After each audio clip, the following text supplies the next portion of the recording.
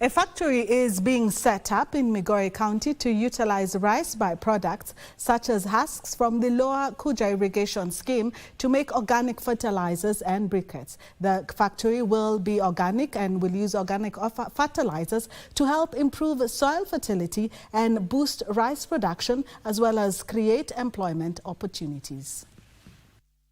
The process of disposing of rice byproducts, including husks, has been a major challenge for farmers and millers in Migori County, as the husks take too long to decompose naturally. Following a feasibility study, a factory has been set up in the area to utilize the byproducts of rice milling to make other products. That husk can be used for high-value product, which is basically making fertilizer through a process of making biochar, then making fertilizer. Be able to have access to organic fertilizer that will then make sure that the soil health in this community is proper. The use of rice byproducts is expected to supplement income for farmers in the Nyanza and Western Kenya region.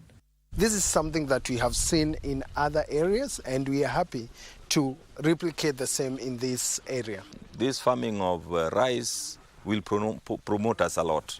And this one we have realized. Even of late, we received a lot of money, over 10 million, from the Kenya National Trading Corporation. Ndutamo Kami for Prime Edition.